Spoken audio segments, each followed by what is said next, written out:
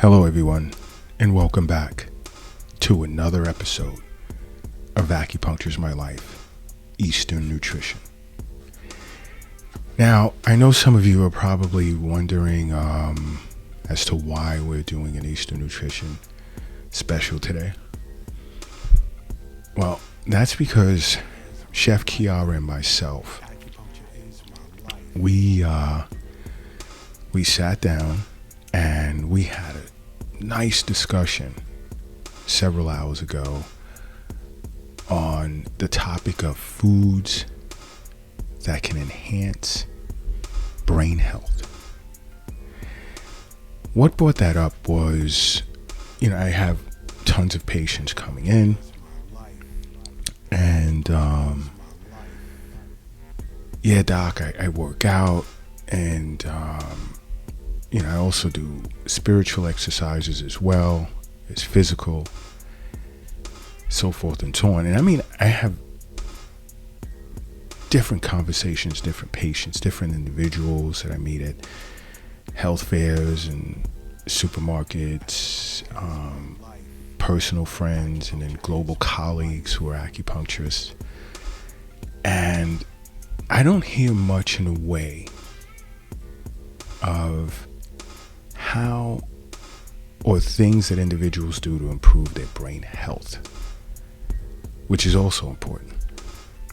And it's another reason why I love doing abdominal acupuncture, because your core, your gut is your second brain, but it's also responsible for nourishing the brain inside your skull.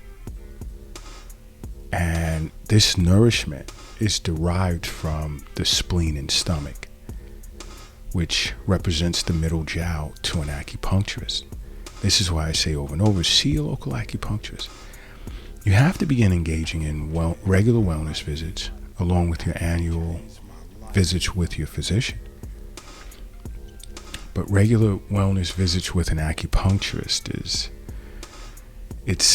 I can't even put it in words, but I'm saying all this to say, you have to give your brain just as much attention as you do the rest of your body. And in some cases more, especially as we age, because we begin to notice cognitive decline.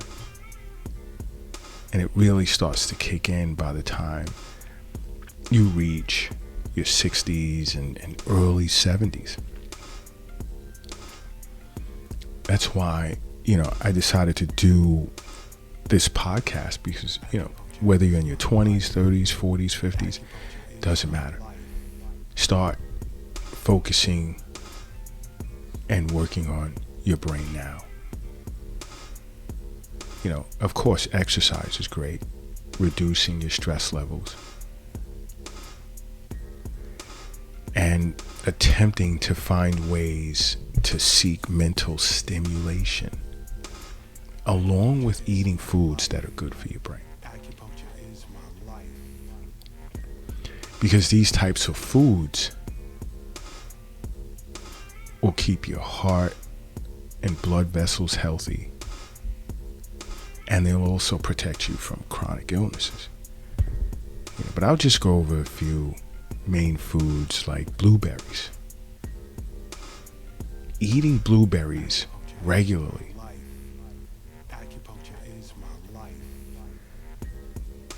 is a benefit for the brain. It supports our brain. It's a brain boosting food that should be a part of your regular diet, especially as you're aging. Let's say the closer you are to middle age, even being middle age.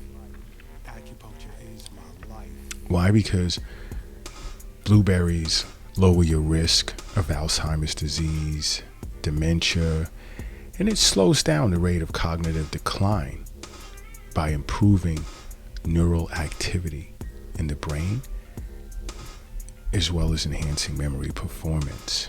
Now, you cannot stop cognitive decline. You just can't. As you age, it's a reality. But you want to do more and more things that are going to slow that process down. And this is why, we're just going to focus on Eastern nutrition, and this is why we're just talking about food today. But I'll throw in there regular wellness visits with your acupuncturist, your local acupuncturist, can play a part as well. Another is eggs. Eggs are awesome for brain health because they have two powerful nutrients called lutein and choline. Now, choline is critical. It's important for fetal brain development, like pregnant women. It's great to eat eggs.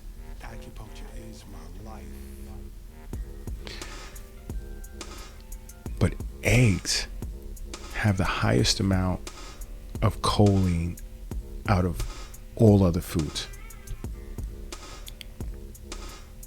But the lutein, and I know some say lutein, I just say lutein. But lutein is another important nutrient that are in eggs because it's beneficial for cognitive function. And it benefits the eyes. Now, also, an acupuncturist, and this is why I said earlier, you want to eat foods that keeps your heart and your blood vessels healthy. Boom. See, to an acupuncturist, we understand that eggs are excellent for a person's spleen and stomach, like I just said recently. Why? Because it not only nourishes blood, but it nourishes your yin as well as qi. And of course, it's beneficial in the recovery stages of an illness as well. But it has a strong focus on blood, yin, and qi, which is extremely important, especially for the brain. Now, another types of food, or foods I should say in this case, is whole grains and nuts. Because whole grains, for one, it's associated with higher cognitive functions, and it serves like as a neuroprotective type of food. And I recommend whole grains as well as nuts, even eggs. But whole grains as well as nuts to my patients, because as an acupuncturist, I understand that whole grains and nuts tend to be nourishing and fulfilling. You see, they provide the stomach and spleen. Here we go again. Your core, stomach and spleen. The nutrients needed for the transformation of food into vital energy for which the body requires to function properly. You see, whole grains tend to nourish, strengthen, and build the body, as well as tonify spleen qi. Because when you're spleen qi deficient, you're not properly digesting food. So whole grains and nuts, especially whole grains, tends to tonify spleen qi, whereas nuts also tends to lubricate and moisten the lungs and the large intestine, along with easing constipation. But nuts also tonify spleen qi and restores energy as well. See, acupuncturists know this. Acupuncturists know this. Because we thoroughly understand, for one, health is wealth. The wealth isn't in the bank. The wealth isn't in the safe. It's not in your pocket. It's not in the purse. It's not under the mattress. It's not in the shoebox in the closet. It's not under the doghouse in the backyard. It's in you. It is in you. You know what? If you're operating a vehicle right now, do me a favor. Pull it over to the side of the road. If you're crossing the street, I need you to hurry up and safely get across the street. Safely. And if you're carrying or lifting something heavy, take a moment, rest it down. I need everyone in a relaxed position right now, in a relaxed state, because I need you to close your eyes and I need you to say to yourself, acupuncture is my life. And now open them. Boom. You are now brand new. brand new you are. Now, another type of brain health food is fish. Fish. Great for the brain. Loaded with omega-3 fatty acids, EPA and DHA, which many don't realize are the major building blocks of the brain. You see, long term, if you eat fish throughout your life, it has adequate amounts of DHA that's tied to improved memory, as well as improved learning ability, and it reduces rates of cognitive decline, which is super important. But you want to focus on fatty fish. Those are the best because they have the largest concentrations of omega-3 fatty acids, which are usually found in cold water fish, such as, let's say, tuna, mackerel, cod, shark, I love shark, halibut, sardines, salmon, another one of my favorite, even herring. You see, an acupuncturist understands that freshwater fish tend to be the sweetest in flavor with a warming nature to it, which nourishes, here we go again, the stomach and spleen.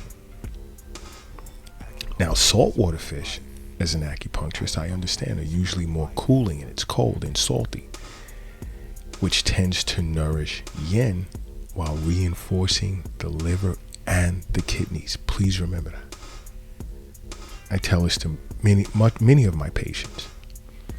But overall, fish tends to supplement the stomach and spleen, and it reinforces the kidneys and the liver. And fish also builds up chi and nourishes blood and yin. Guys, understand, this is why I say regular wellness visits to an acupuncturist or contacting acupuncturists in my life can be life-saving in many ways. You can't go wrong. And then along with your annual visits to your physician, again, you're taking a lot of weight in the form of health off of your shoulders. You must make acupuncture a part of your life because acupuncture is my life. What's yours?